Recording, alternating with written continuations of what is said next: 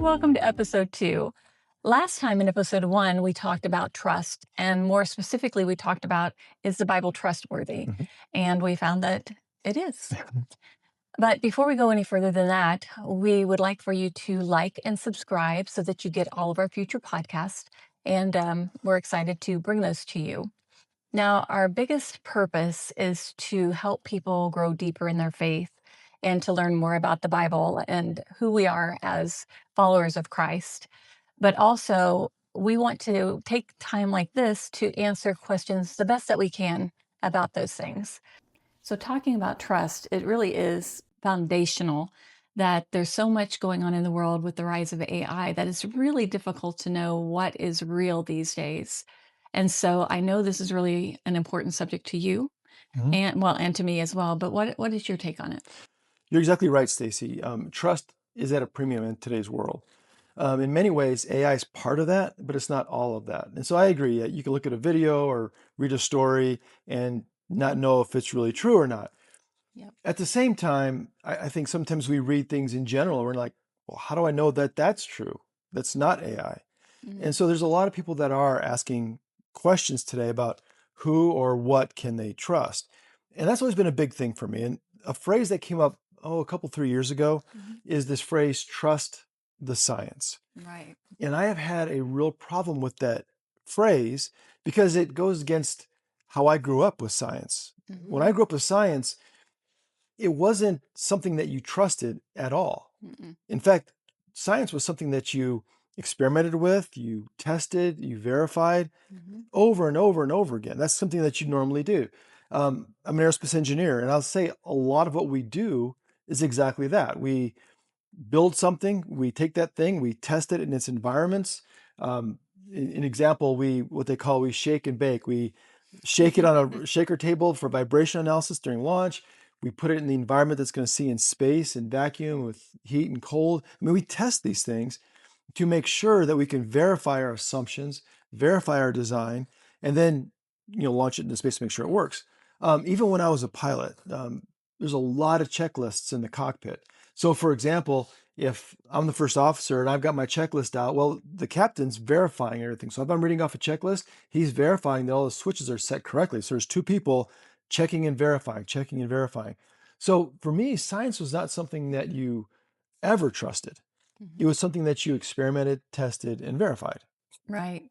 Well, it's interesting too that I have found people using science to supposedly disprove the existence of God or that God didn't create the world, that sort of thing. So it's a very interesting time that we're in.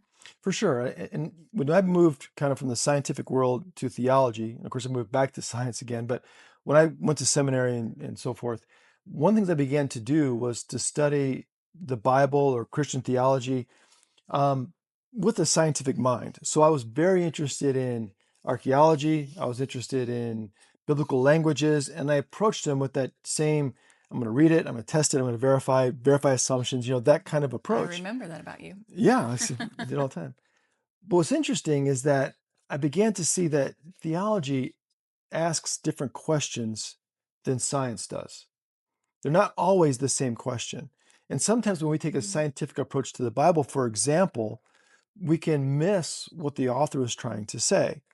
So again, different questions and different tools to answer those questions is maybe a better way to see how science and kind of theology go together. And here's the interesting part.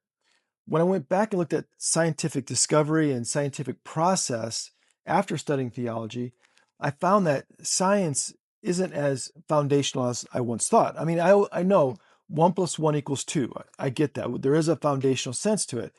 But the deeper you go into scientific theory and how science works, you'll find that there's a whole lot of unknowns in that world, which was pretty surprising to me at first. So, to be honest, I have become much more skeptical about things over the last few years. And it just seems like so much is manipulated or has an agenda behind it that you really have to kind of dig deeper to find out, what is true anymore. And so I'm a lot less likely to take things at face value. Well, and you're not alone, Stacy, in that. Again, science is even showing itself to be inconsistent in many ways.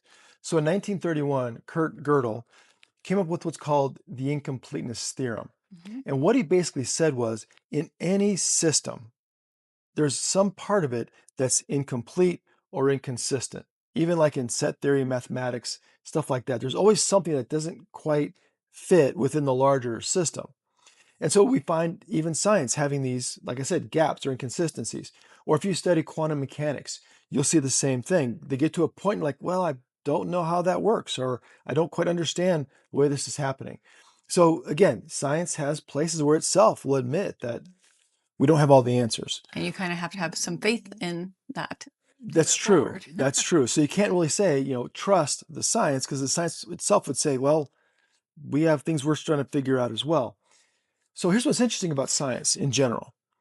Science came out of the church. Mm. So the church is the one that actually developed science. And the reasoning behind that was they wanted to learn more about God. Mhm. So, yes, you've got the Bible, prayer, meditation, these things, but people like Roger Bacon in 1265 said, hey, look, if I look at the world around me and God made all of this around us, what can I learn about the Creator from studying the creation itself? That's a great question. What was different about Bacon was he said, here's what I'm going to do. I'm going to observe what God has done in creation. I'm going to hypothesize about it, and then I'll experiment to verify those hypotheses or test it. And then I'm going to validate that, and I'm going to make it so that you can do the same. So he wanted what's called independent verification. So if I did an experiment and hit certain results, I write that down so I can give it to you, Stacy, and then you could do the exact same thing and verify that I wasn't making stuff up. Right. So again, it wasn't about trust. You didn't trust me. You actually did the work yourself. In the same way, as an engineer, I'm never going to go to an astronaut or a pilot and say, hey, this will work. Trust me. I mean, they want to see the data. I mean, again, pilots for a reason do pre-flight checks. We Mhm. make sure that everything is the way it should be. So again, it's verification. Thomas Aquinas, same thing, 13th century. He saw the world, I guess to paraphrase, as a laboratory for learning about God, that we can study and learn in creation to learn something about the Creator. We, in a sense, go looking for fingerprints. Right. Well, so you're saying that originally science was never supposed to be separate from wanting to know about God. That, Right, right. In fact, even Paul, in Romans chapter 1, verse 20, he says this: ever since the creation of the world, the eternal power and divine nature, invisible though they are, have been understood and seen through the things he has made. hmm, So here, right here from Paul, we see that Paul's saying, look, everybody can look at creation and what God has made and learn something about the invisible creator. well, exactly. You look at our children, you look at nature. I mean, that for me was a big reason why I believe in God is because just things are so intricate and so perfected that it's just really hard to see outside of that. But even our son Jacob, when he was a baby, or well, he Oh, was yeah. a toddler, had that kind of want to, test and verify. So I had just given birth to our son Luke, and Frank brought in Abby and Jacob to meet him. And Jacob, he was always been like the little thinker, and he's looking at him and he's like, we have the same thumbs. Yeah, I remember that. Yeah, it was so cute. And then he's going and he's kind of looking at him and he's like, does he talk? And I said, well, no, he squeaks. And then he's like, make him squeak. Yeah, and we got it on video to prove it. So It was cute. very cute. But it's also that whole like, I want to study and learn and grow at 3 years old, and it's still part of his life today. So yeah, Stacy, and one thing that I find is that with engineering is that engineers don't really create anything new. Right. We study and observe and find patterns Hmm. and how we can repeat those patterns and use them for different application. So for example, aluminum. We can study aluminum, what its temperatures that it can take, Right. what happens when it gets too hot, too cold, when you put stress on it, when you bend it, those kinds of things, and then apply that to a design. And then you test the design, right? There's this constant sense of observation, test, experimentation, validation. And so that's, again, kind of what we do. A great example is in 1941, man in Switzerland out walking his dog. Comes home and he finds he's got those little cockaburs on his socks, those little Hmm. stuck all over his Super socks. annoying. Well, instead of getting mad about it, he turned his maybe frustration to good. And he says, look, I got these little hooks. and they're caught into the loops in my socks. Mhm. And he creates two pieces of fabric. One piece of fabric has all a bunch of little hooks on it, like those cockaburs. The other piece of fabric has little loops on it. When you put them together, they stick. When you pull them apart, they come apart, and they can do it again, repeated, over and over again, repeatedly. And so he develops what we know today as hook and pile fasteners, or more commonly, Velcro, which is Velcro. one of my favorite things. I love Velcro's it. awesome, right? But they came out of observation. And how do I apply that to something else, like my shoes or my jacket or my flight bag, whatever it is? Hmm.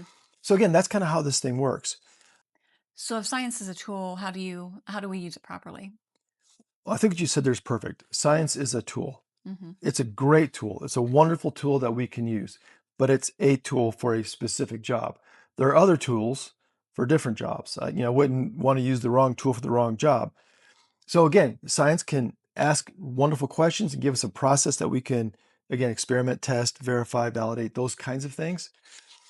But there's other tools. So for example, take the birds. You like to sit out in the morning and listen to birds, right? Hmm. Most birds, Most birds. So even you think some birds sound prettier than others, they do. right?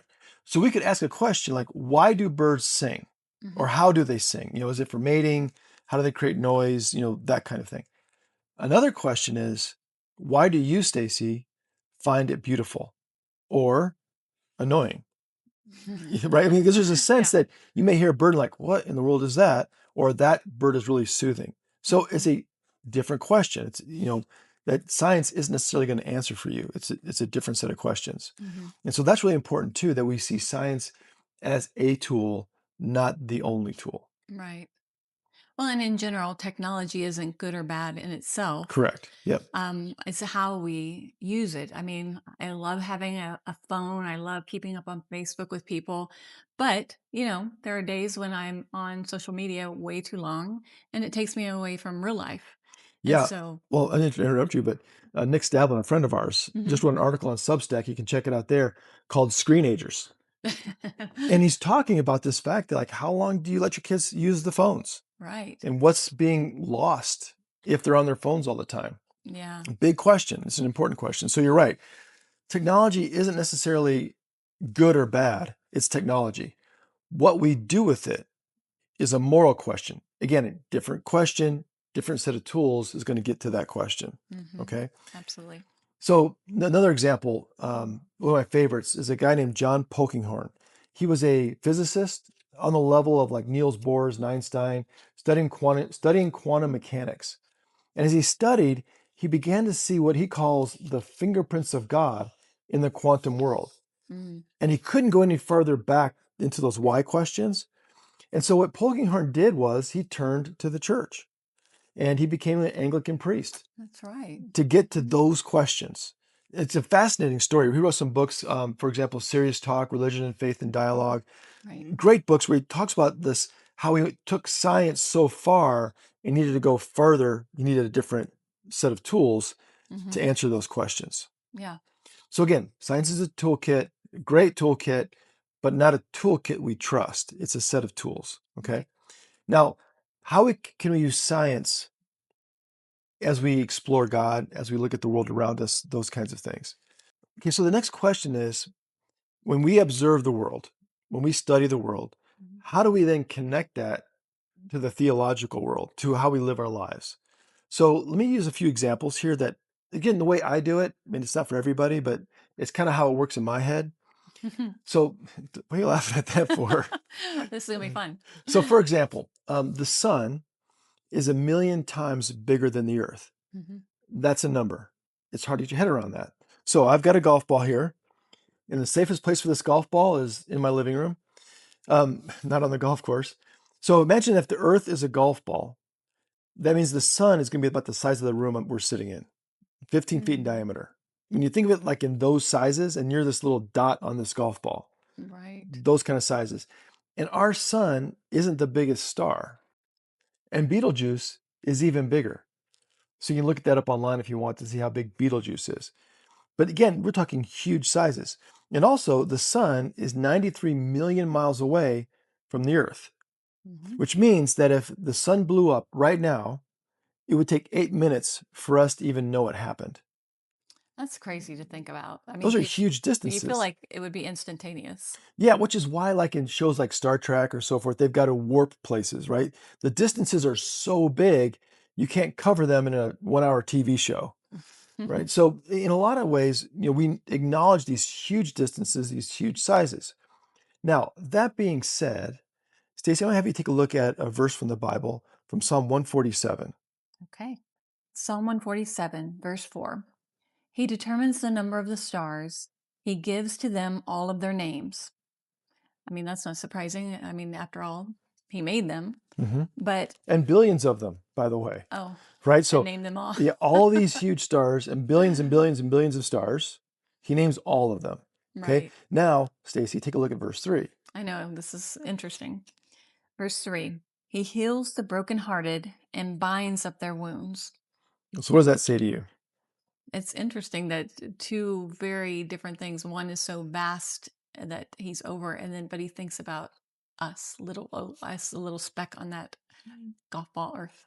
Yeah. So the God who names all the stars and created them in their huge sizes and vast distances Mhm. still cares about your broken heart and your needs Yeah, in the same psalm.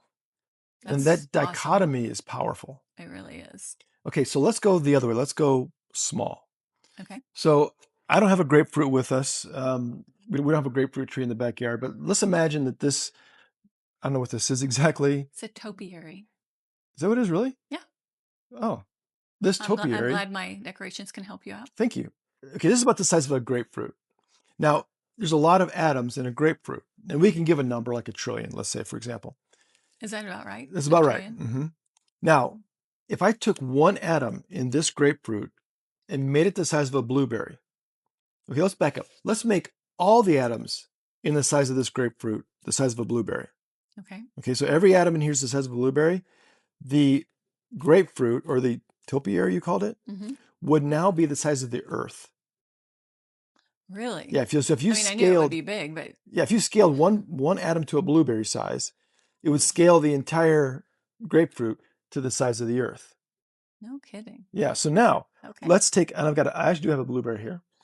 Um, Now let's say this blueberry is my atom, and I took my blueberry and I scaled it up to be the size of a football stadium. So we have a football stadium down the street here in Glendale, Arizona. Hmm. I made my blueberry that big. Right. Now, if you go back to high school chemistry, right, you probably studied atoms. I did. And I know that this theory isn't the most latest current theory, that the model of an atom being a nucleus with protons and neutrons and electrons are on the outside. Hmm. I understand that there's more like the electron cloud theory now, but for right now, so imagine that you have got your nucleus, the mass of the atom, and you put it inside your stadium. Hmm. Okay, so you put it on the 50-yard line, your nucleus. How big is it? Well, it's the size of a marble. So the entire nucleus of an atom Hmm. is relatively the size of a marble on the 50-yard line in Glendale Stadium, That's crazy. which means all of the electrons are floating around the outside of that nucleus, the outside of that stadium. Right. And so there's a bunch of space between the nucleus and the electrons, if I remember correctly. Exactly. So basically, your stadium is empty. Right. And so, in a sense, so is matter. Most of us is the empty space between the nucleus and electrons. It's kind of mind blowing when you think about it that way. It is. Then when I thought about it, when God tells us that our bodies are the temple of the Holy Spirit that lives within us, Hmm. I thought, well, he's got plenty of room. If you think about it that way, right? I mean, it's True. a different way of thinking about things when you kind of connect some of these dots. And like, I'm not saying that's a direct connection there, obviously, but Right. just the idea, though, that when we look at creation, we see such power and beauty and fine tuning. Hmm. It's just absolutely amazing to me how all that goes together. So I personally am always amazed at creation. Like I said, it was something that it just always made me believe that God is real. And one of my favorite passages is in Psalm 19. Let me read that to you. The heavens are telling the glory of God, and the firmament proclaims his handiwork. Day to day pours forth speech, and night to night declares knowledge. There is no speech, nor are there words, their voice is not heard. Yet their voice goes out through all the earth, and their words to the end of the earth. It's a cool thing to learn, learning to pay attention. Yeah, that literally creation is screaming at us. Like Mhm. it's shouting, like, I'm here, God is here, God made these things. And sometimes we're so distracted by our screens and other things like that that we don't actually go outside and do lab work Right. and look at the beauty of creation. Sit outside and just have lunch outside. Look at the clouds. Look at the stars at dinner time. The amazing nature, the fine tuning, the beauty, the power, the size of creation. And we can learn about God from those things and be inspired, in my opinion, by God in those moments. Absolutely. Well, one more example I thought would be fun to finish with. I can go on forever, but a Fibonacci sequence. If you Right. haven't heard of that, it's really simple. You take 1 plus 1, you get 2. Then you take 1 plus 2 and you get 3. 2 plus 3, you get 5. Then you keep going like that. You take the two previous numbers, add them together, and Together, just right? keep going on. Now, if I graph that, you can see when I connect the corners, I basically get a spiral. Right. And that spiral, based on Fibonacci sequence, is in everything. It's everywhere. It's in cactus. It's in sunflowers. It's in seashells. Seashells. Yeah. Yeah, I your love those. ears have that same Oh, yeah. spiral. Hmm. You have this connection between mathematics and the natural world. I mean, you can look out right now outside and find something, a flower, something that has Fibonacci sequence in it. Hmm. And that kind of just blows It, me away. it really does. It's kind of mind blowing that. And even too, like the fine tuning of the gravitational constant and these constants we have in our world that kind of control things is absolutely amazing. And there's some videos online you can check out about the fine tuning of the earth. It is absolutely breathtaking. Well, and the fact that if anything is off, even by the minuscule bit, everything kind of falls apart. Absolutely. Yeah, absolutely. Yeah, gravity is incredibly fine tuned. So, with all of that, I come to this question of why. Mhm. Like, I look at, again, a different question, different toolkit, but why all of this? Kind of like the why are we here question. Why is creation here? Why did God build the world this way? And I go looking for answers to that. And the one I turn to isn't a direct answer, but it works for me. So maybe I'll share that with you. So one day in the Gospel of Matthew, Jesus is asked by a lawyer, which commandment is the greatest? Mhm. And Jesus answers like this. He says, you shall love the Lord your God with all your heart, with all your soul, and with all your mind. This is the greatest and first commandment. And the second is like it. You shall love your neighbor as yourself. Now, I know that's not the same question, okay? But this lawyer is coming and saying, like, what's the one thing I need to do? What's that one commandment I need to obey? What's the most important thing I need to do? And Jesus gives this answer: love God, love your neighbor. That's the answer to this guy's question. And in a way, it answers my question too. Why is all this here? Why is creation the way it is? What is going on with this overall universe and how I live my life every day? If I look at this statement from Jesus here, all of a sudden, all of creation is watching how I treat the cashier at the grocery store. All of creation is wondering what I'm going to do when I get cut off in traffic. How am I going to react with my spouse and my kids? What decisions am I going to make? Am I going to love them? Am I going to choose to love? Am I going to choose to love God in the everyday things? And Mhm. all the creation is like supporting this decision I'm making. No Hmm. pressure there, right? Yeah. But but that's kind of what I see it as, is that when it comes down to it, God's not going to ask us at the end of the world, hey, what's the gravitational constant? Or Well, he might ask you. no, I no, mean, you should know I this. won't know. Or is he going to ask you how many digits can you recite pi to? It's Right. not, that's not it. It's part of the creation, Hmm. but he's going to ask us, did you love God? Did you love your neighbor? How did you treat those around you? And so creation kind of comes down to those questions, and all this magnificence and power and fine tuning and beauty around us, in a sense, to me, shows us how important those decisions that we make every day are. Absolutely. Well, it is just so interesting how God has well, first of all, created this beautiful world for us and left little clues for us to find him. And so, and living our everyday day lives for him is just something we can strive for every day. Well, we hope you have enjoyed our time together talking about more trust. And we would love for you to like and subscribe, but also wanted to let you know that you can find us on Substack as well. So Frank does do articles there. So that's another place where you can find information and great articles about who God is.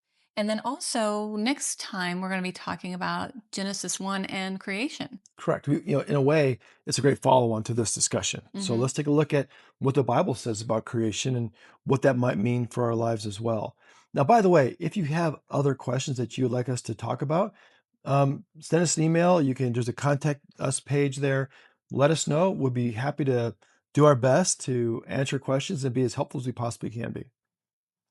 And we would love for you to find out more about us at our website at purpose-press.com. And that has a lot of information about what we do, who we are, and our purpose. So we hope you will check that out. And we'll see you next time here on Trail Encounters.